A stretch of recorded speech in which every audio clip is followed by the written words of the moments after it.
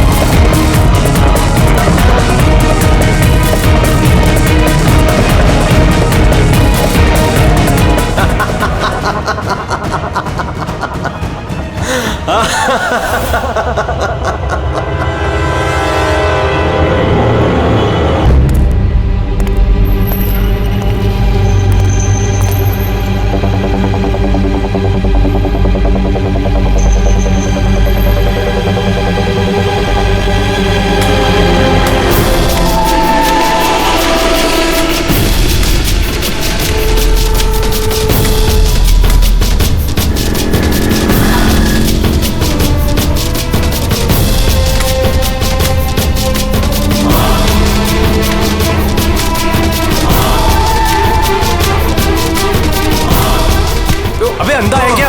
देख के नहीं चल सकता क्या? अंधा ही हूँ भाई। अरे अरे भाई सॉरी, मेरी छड़ी मुझे पता नहीं था। आपको ऐसे नहीं निकलना चाहिए, कहीं चोट लग जाएगी आपको। माफ करिए, पर मुझे ध्यान देना चाहिए। ठीक है, आराम से जाइएगा। जी जी। आप चले जाएंगे या मैं छोड़ के आऊँ? नहीं, मैं चला जाऊंगा। ठीक है, थैंक यू।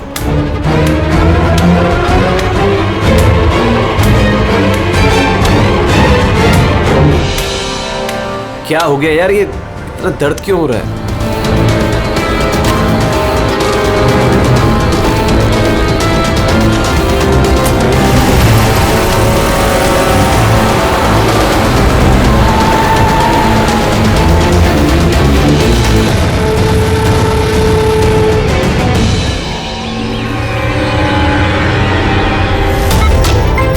कुछ नहीं होगा रमन, तुम्हें कुछ नहीं होगा। होल्ड ऑन रमन, पैर पकड़ो। डॉक्टर इंजेक्शन, जल्दी फास्ट, क्विकली। डॉक्टर इंजेक्शन दो जल्दी।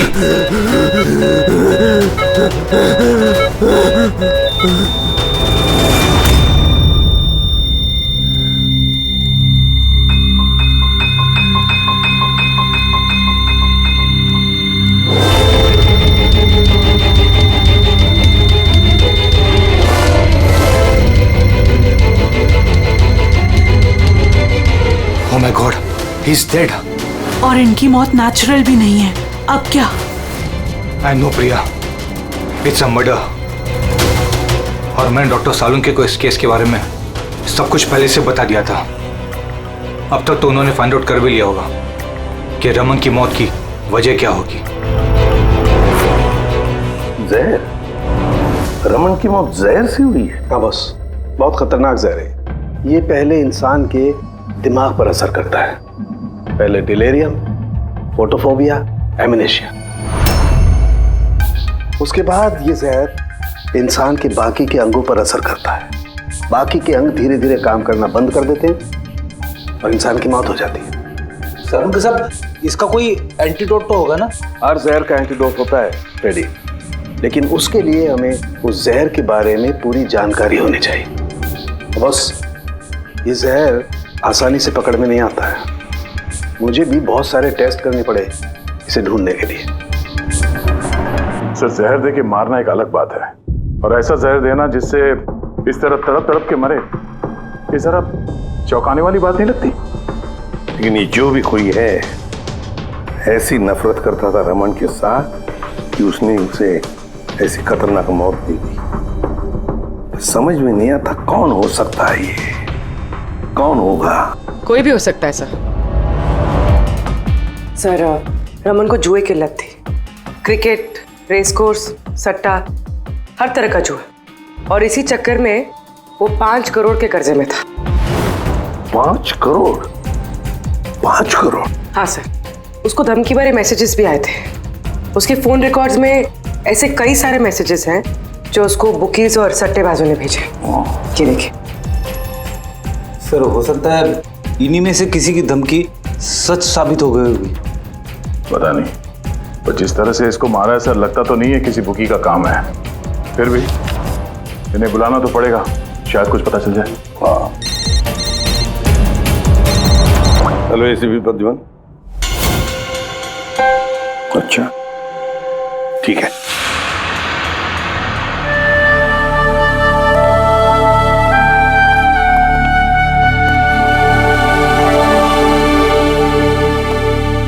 आप रमन का चचेरा भाई हितेन। हितेन, किसी ने रमन का खून कर दिया है। क्या लगता है आपको किसने किया होगा? मुझे नहीं पता सर। बुरे काम का बुरा नतीजा। एक ना एक दिन तो ये सब होना ही था सर। हम किसने किया, कैसे किया, ये तो नहीं पता सर। लेकिन इतने सारे लोगों से दुश्मनी, इतने सारे लोगों का कर्जा, उन्हीं में से किसी ने अच्छा, आपके अलावा परिवार में इनका और कौन? माँ है इसकी, लेकिन हम वो कहाँ पर है ये मुझे नहीं पता। ठीक है हितेन, हमारी इन्वेस्टिगेशन अभी चल रही है, तो बॉडी अभी यहीं रहेगी हमारे पास। आप अपना कॉन्टैक्ट नंबर वहाँ लिखवा दीजिएगा, जरूरत पड़ेगी तो आपको तकलीफ देंगे। जी सर।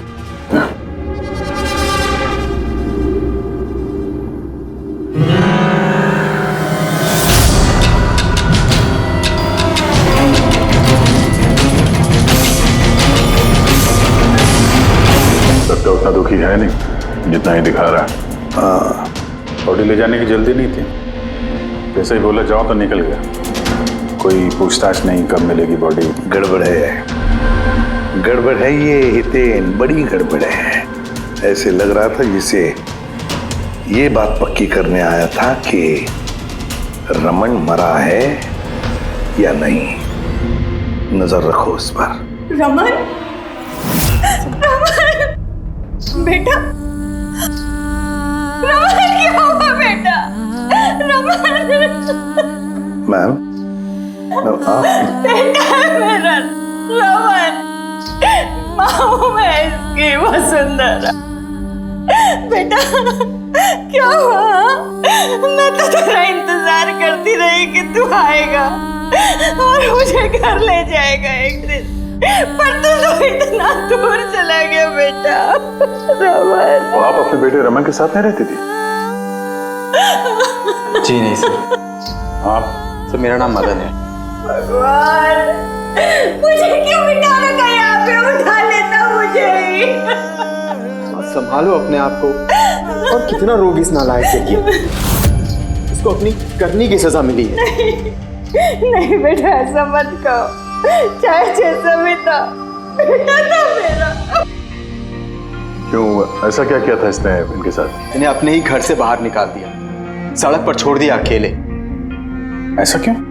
बोला माँ बहुत कर्जा है, घर बेचना पड़ेगा और मेरा खर्चा भी नहीं उठा सकता, इसीलिए मुझे छोड़ दिया। और फिर क्या करती सर, ठीक से दिखाई नहीं देता। कहाँ जाती मैं? पड़ी रही फुटपाथ पे, भूखी प्यासी, बेघर बेसहारा। फिर शायद भगवान को दया आ गई और उसने उस फरिश्ते को भेज दिया। उसका चेहरा तो नहीं देखा मैंने, लेकिन उसने मुझे अपने साथ चलने के लिए कहा और मैं चली गई। एक बड़ा आदमी मुझे इसके पास ले गया। सर, दरअसल मेरी एक संस्था है, संयुक्त वृद्धाश्रम। हम वहाँ पर कोशिश करते हैं कि इन जैसे बुजुर्गों को घर जैसा प्यार और सम्मान मिल सके। माँ जी मुझे वृद्धाश्रम के गेट पर मिली थी एक चिट्ठी के साथ, जिसमें लिखा था कि इनका ख्याल रखना। बस उसी दिन से संयुक्त वृद्धाश्रम इनका घर बन गया। आज सुबह लैंडलाइन पे फोन आया कि इनके बेटे की मौत हो गई है। बस इनसे रहा ही नहीं गया। माँ है ना। मेरी आपसे विनती है, इसके कातिलों को छोड़ना मत सर। जरूर सजा दिलवाना सर, जरूर सजा दिलवाना। देखिए माँ जी, मैं आपसे वादा करता हूँ, हम रमन के कातिल को नहीं छोड़ेंगे, उसे कड़ी से कड़ी सजा दिलवाएंगे। आप प्लीज चिंता मत कीजिए। थोड़ा ख्याल रखिए अपना। मदन, इनका ख्याल रखना। और एक बात, किसी भी चीज की आप लोगों को जरूरत पड़े तो हमें जरूर याद करना। कमाल है।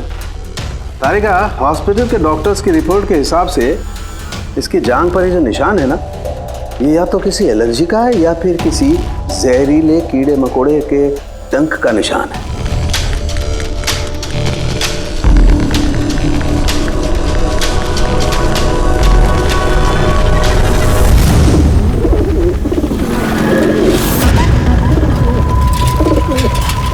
सर, इस हितेन की हरकतें ठीक नहीं लग रही है सर। ऐसे ऐसे लोगों के साथ उसका उठना बैठना है, उस पर शक करना बनता है सर। एक और बात है सर, कुछ समय पहले ये रमन ने उसे अपने घर से निकाल दिया था। अब रमन के मरने के बाद वो उसकी प्रॉपर्टी हड़प करने की कोशिश कर रहा है सर। एक मिनट, यहाँ आएंगे प्लीज। सर, इसके स्किन पे ना मुझे कुछ ये अजीब सा दिख रहा है।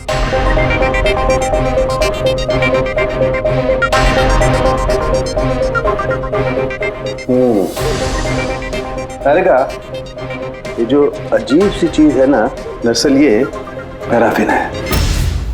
पैराफिन? मोम।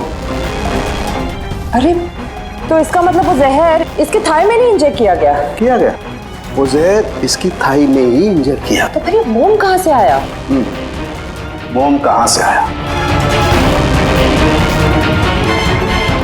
तारिका, यहाँ से खूनी ने जहर इंजेक्ट किया।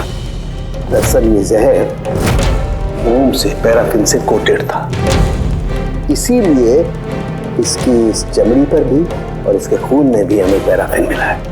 क्योंकि खूनी नहीं चाहता था कि जहर तुरंत इसके शरीर में जाकर के असर दिखाए, इसलिए उसने इसे कोट कर दिया। और ये जो जहर है, एस्कोमाइन, ये एक बायो पॉइजन है, जैविक जहर। खूनी ने इसे मोम से कोट किया, इसके शरीर में इंजेक्ट किया और फिर इसके शरीर की गर्मी से मोम पिघलने लगा और वो जहर इसके खून में मिलकर के अपना असर दिखाने लगा। मतलब ये जहर किसी लिक्विड फॉर्म में नहीं, बल्कि पैलेट यानी छोटी गोली के फॉर्म में इसके शरीर में डाला गया है। एग्जैक्टली।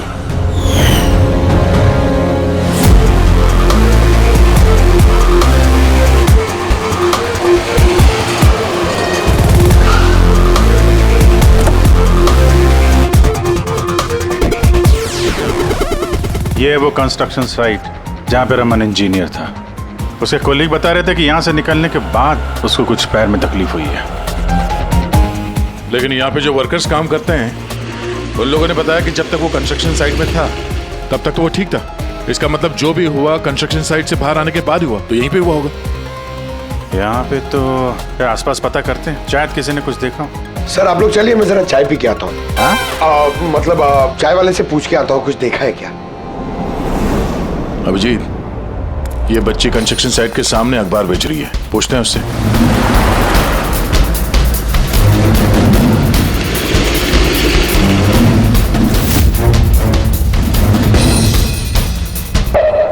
क्या नाम है बेटा आपका? चुटकी। चुटकी। अच्छा बेटा, जरा ये देखो, ये फोटो देखो ध्यान से। इनको जानती हैं आप, पहचानती हैं? हाँ, ये अंकल तो हमेशा मुझसे अखबार खरीदते थे, पर 3 दिन से ये नहीं आए। तो 3 दिन पहले आपने इस अंकल को यहाँ पे देखा था? हाँ, एक आदमी के साथ ये टकरा गए थे, इनको चोट भी लगी थी। वो आदमी बहुत अजीब था। अजीब मतलब? ओ, अबे अंधा है क्या? देख के नहीं चल सकता क्या? अंधा ही हूँ भाई।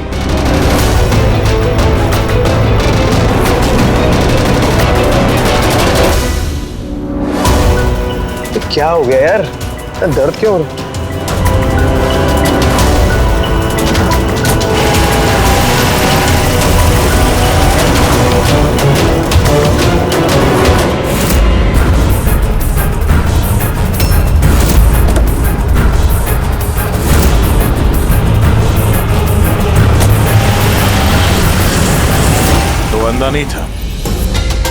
उसी ने हमला किया रमन पे। अच्छा बेटा, आप वो जो अंकल थे उनको पहचान सकते हो? देखा था आपने उनको ठीक से? नहीं। अच्छा, वो कार का नंबर देखा आपने? नहीं अंकल, वो अंकल को कार चलाते देख मैं एकदम चौंक गई थी, इसलिए कार का नंबर याद नहीं है। पर क्या बात है अंकल, इंजीनियर अंकल ठीक तो है ना? नहीं बेटा, उन्हें कुछ नहीं हुआ। वो अभी किसी दूसरे कंस्ट्रक्शन साइट पे चले गए, अब वो यहाँ पर नहीं आएंगे। Thank you. आप इस समय अखबार बेच रही हो, स्कूल नहीं जाती आप?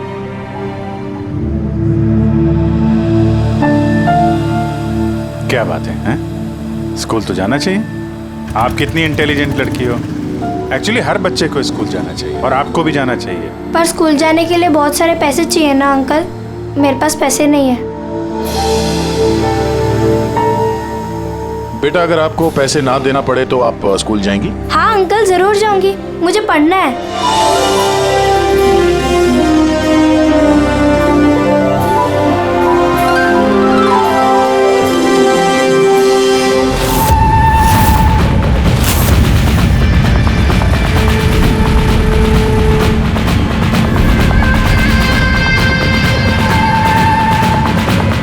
समीर, अब तुम्हारी बारी। हाँ बोलो। हाँ यार, तुम्हें एक बार में समझ में नहीं आता है।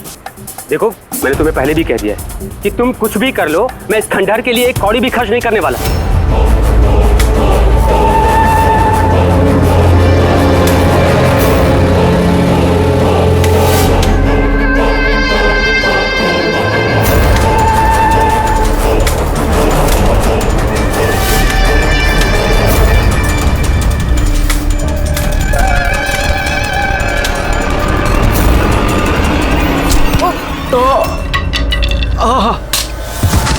ओए, दिखाई नहीं दे।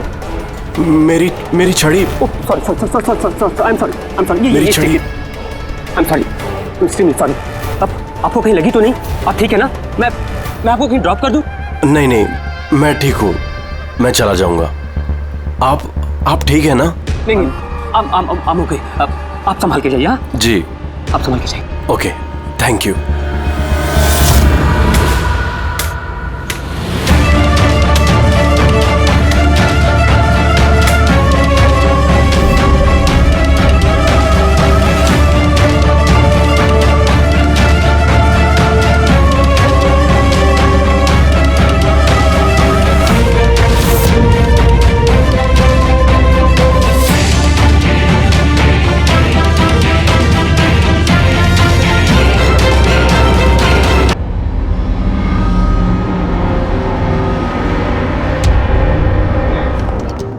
क्या पता चला?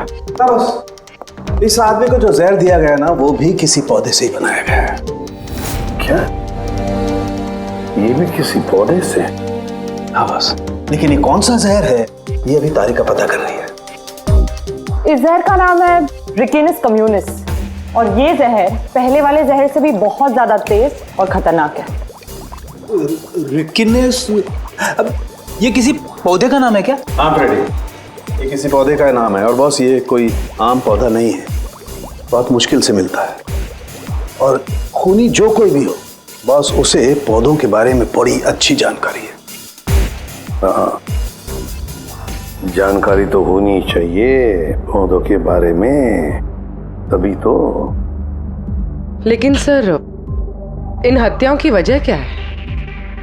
ना तो हमें रमन की हत्या का कारण पता है और ना समीर का, और दूर दूर तक इन दोनों का एक दूसरे से कोई संबंध ही नहीं है।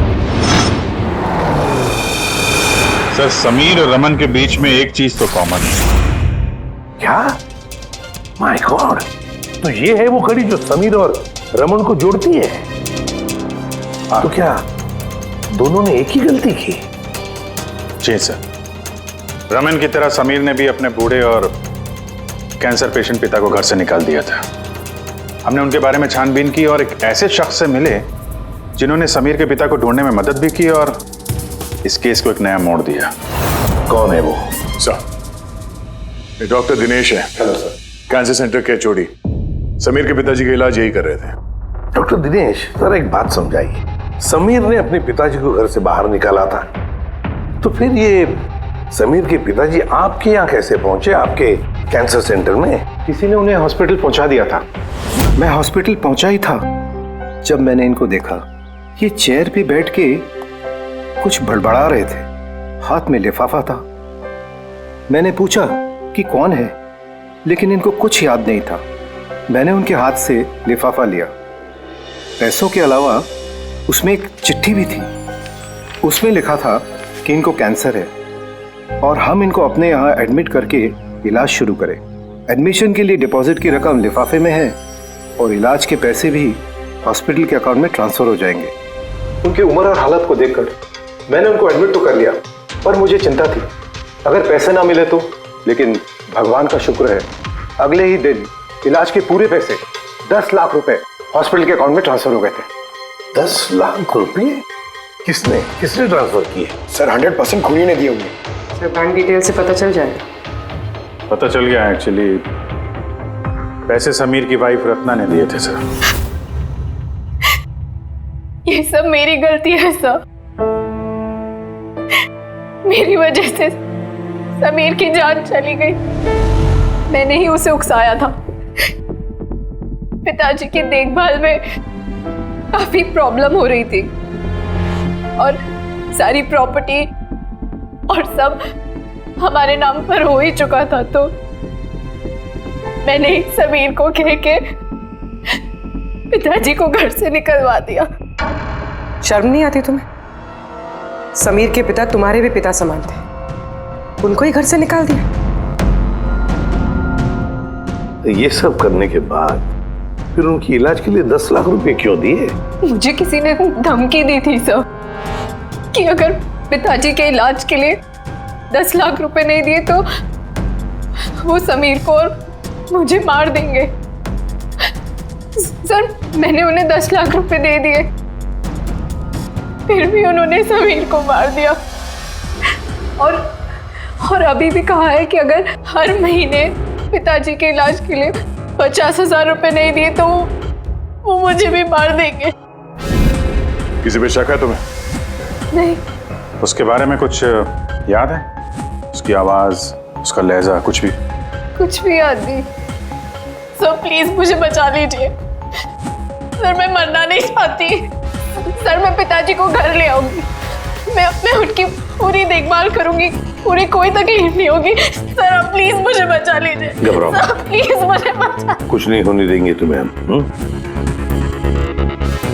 तो जिस नंबर से इसे धमकी भरे कॉल आते थे वो नंबर ले लो और पता करो कहाँ का है। आप चलिए।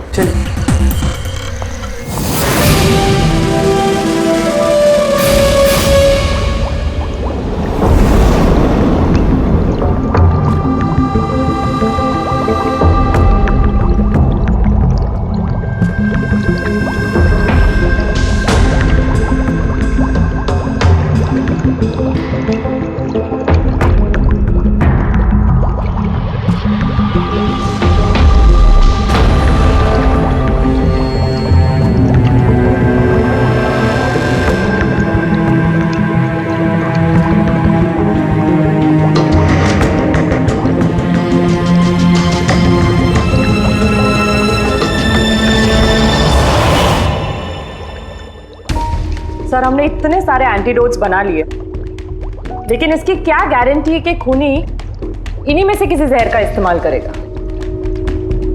अब कुछ भी हो जाए, हम खूनी का दिमाग तो नहीं पढ़ सकते ना। तुम्हारी बात बिल्कुल ठीक है तारिका, लेकिन एक बात समझो, खूनी इन पौधों का जहर निकाल करके इस्तेमाल कर रहा है। इन पौधों का पहले से भी ज्यादा तेज हर बार, तो हमें हमेशा चौकन्ना रहना पड़ेगा। पता नहीं वो अगली बार कौन से पौधे का जहर किस पर इस्तेमाल करे, पता नहीं किस पर, कब, कहां, कैसे, किस पौधे का, पता नहीं।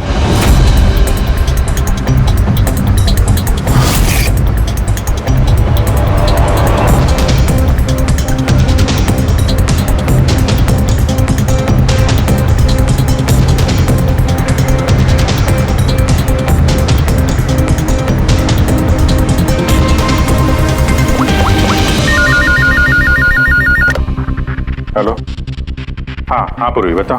सर वो फोन बूथ जहाँ से कातिल ने रत्ना को धमकी भरे कॉल्स किए थे वो ये भाईंदर रेलवे स्टेशन के पास है। Bhayandar railway station? वहां तो बहुत भीड़ भाड़ रहती है। जाहिर सी बात है उसने ब्लाइंड मैन के भेस में तो किया नहीं होगा। बड़ा मुश्किल है पता लगाना। सर किसी को कुछ पता तो नहीं है, लेकिन एक खास बात यह है कि ये कॉल्स सुबह 11 से 12 के बीच किए गए हैं और रेलवे स्टेशन के पास एक बस स्टैंड भी है जहाँ से बस जाती है पुणे। बस स्टैंड भी पास में ही है, तो ट्रेन से भी जा सकता है और बस से भी। चलो कोई बात नहीं, देखते हैं।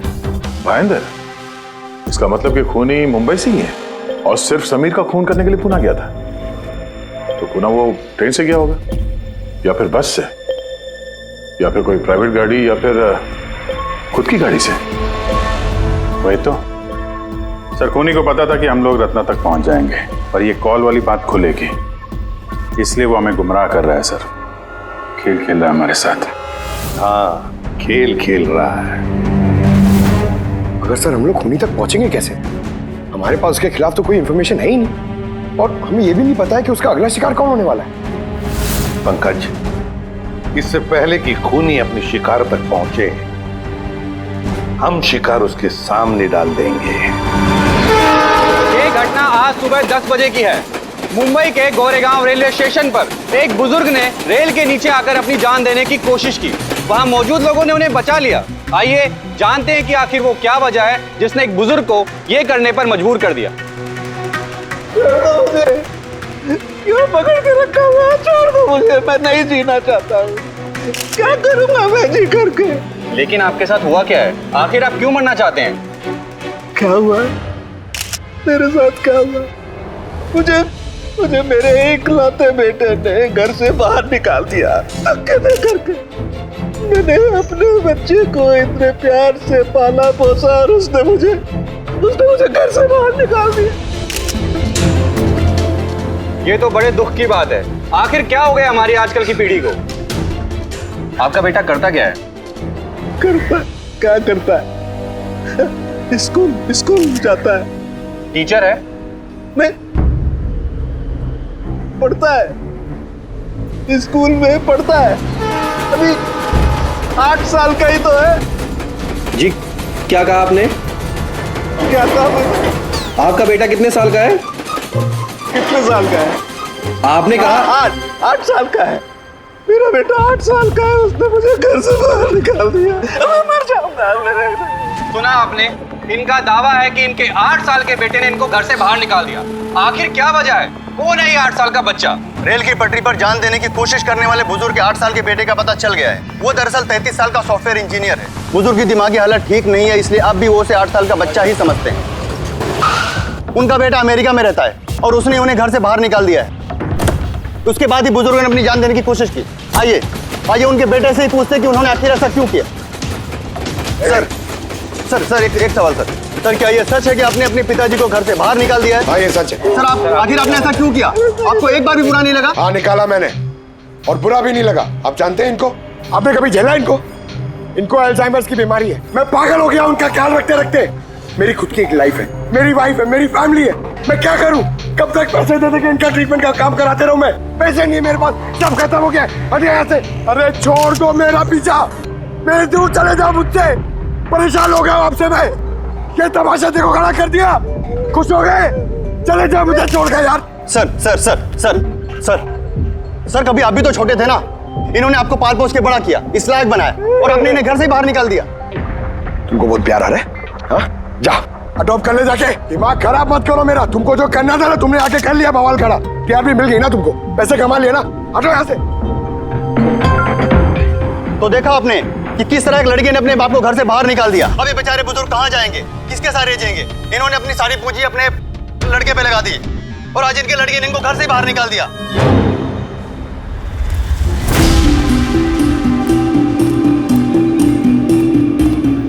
बड़े बच्चे गुब्बारे ले लो जल्दी। गुब्बारे वाला गुब्बारे ले लो। अरे बेटा गुब्बारे ले लो। गुब्बारे वाला गुब्बारे ले लो। गुब्बारे गुब्बारे ले लो, गुब्बारे गुब्बारे ले लो बेटा, गुब्बारे गुब्बारे ले लो, गुब्बारे गुब्बारे वाला गुब्बारे गुब्बारे ले लो।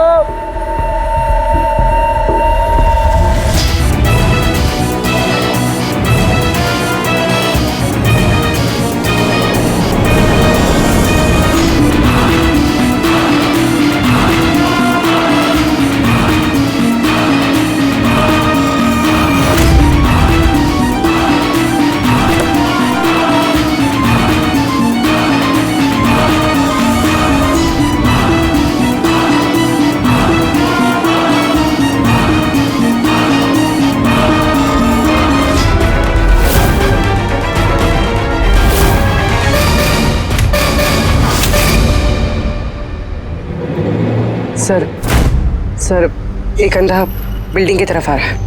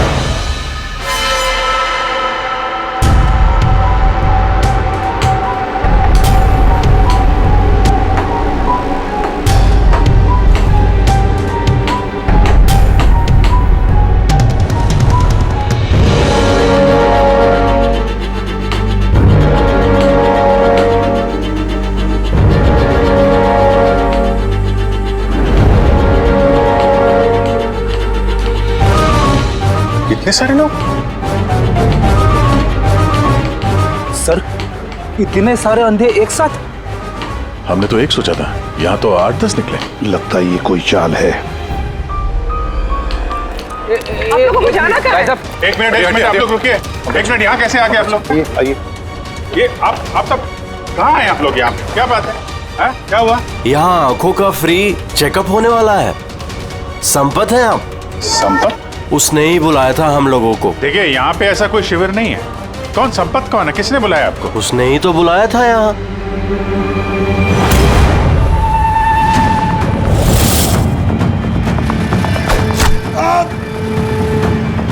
पंकज पंकज पंकज क्या हुआ? पंकज वो रहा, पकड़ो उसे, छोड़ना नहीं।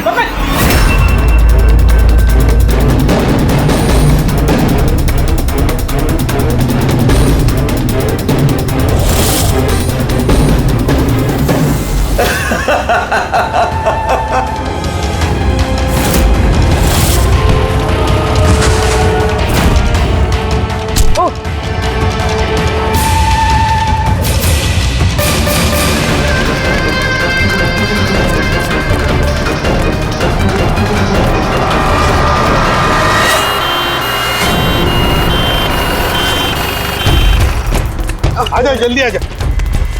पंकज तुझे कुछ नहीं होगा। पंकज इसे एम्बुलेंस में लेके चलो।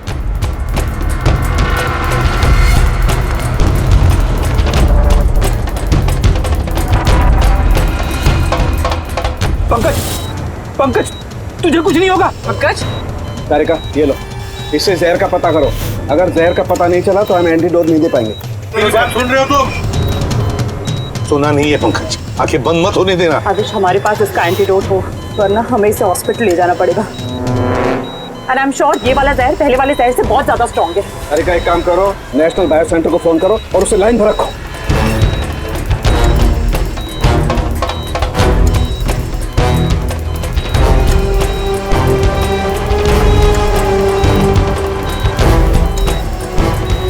Pankaj don't worry, Pankaj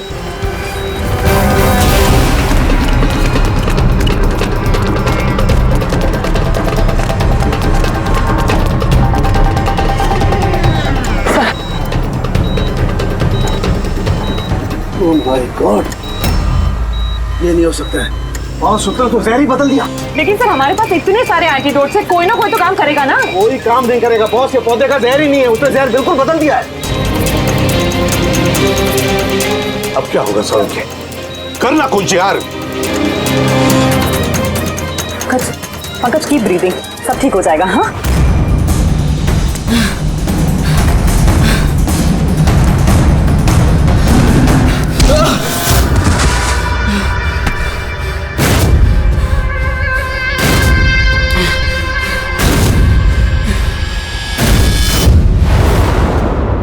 sir मेरा नाम मदन है। तुमने क्या ये सब? क्यों पड़े हो मेरे पीछे? मैंने जो किया सही किया। लोगों की जान लेना सही है? मैंने सिर्फ बुरे लोगों को सजा दी है सर। जो लोग अपने माँ बाप का ख्याल नहीं रखते ना, उनको इस दुनिया में जीने का कोई हक नहीं होता। जब मेरी माँ की मौत हुई थी तो मेरी दुनिया उछल गई थी। उसी वक्त मैंने संयुक्त वृद्धाश्रम की शुरुआत की थी। सर वहाँ पर जितने भी बुजुर्ग माँ बाप आते हैं ना, सब अपने बच्चों के सताए हुए होते हैं। ये देखकर मेरा खून खौल जाता है। मैंने उसी वक्त ये फैसला किया था कि मैं इन सबको सबक सिखाऊंगा, इसीलिए मैं मार देता हूं इनको। क्या गलत किया मैं? सर कुछ करो सर। कुछ नहीं कर सकते जब तक उस जहर का कंपोजिशन नहीं पता लगेगा फ्रेडी, हम कुछ भी नहीं कर सकते। अगर इसे गलत एंटीडोट दे दिया तो ज्यादा खतरनाक होगा यार। सर पंकज की हालत तो बिगड़ती जा रही है। सर पल्स गिर रही है, हॉस्पिटल ले जाना पड़ेगा। हॉस्पिटल जाके कुछ नहीं होगा, हमारे पास इतना वक्त नहीं है तुम्हारा जाकर टेस्ट करें। मुझे इस जहर का नाम चाहिए यार। पंकज हेलो। हाँ सर, हाँ सर पकड़ा गया। सर खूनी मदन है। हाँ जहर हम पता करते हैं। कभी पता नहीं चलेगा तुमको, कभी पता नहीं चलेगा तुम लोगों को। उसने भी पापा को सताया। मदन गाड़ी। Oh no. मदन एम्बुलेंस बुलाना पड़ेगा जल्दी। नहीं सर कोई फायदा नहीं है, मेरा काम हो गया है। नहीं मदन, मान लिया तुमने उन लोगों के साथ जो कुछ भी किया, मान लिया, लेकिन तुमने जिसे वो जहर चुबाया है वो बेगुनाह है, निर्दोष है, उसने कुछ नहीं किया। वो जहर कौन सा बताओ? हाँ BTX। सब उस जहर का नाम BTX है। साळुंखे, जहर का नाम है BTX।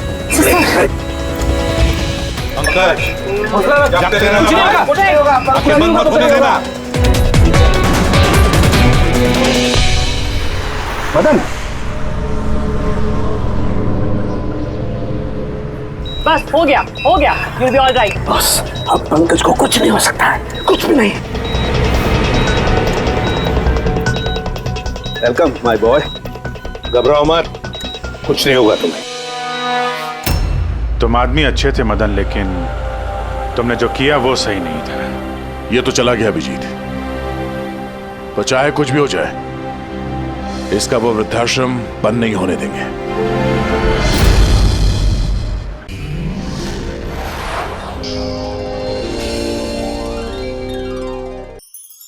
ऐसे और भी मज़ेदार वीडियो के लिए हमारे चैनल को लाइक, शेयर और सब्सक्राइब करें।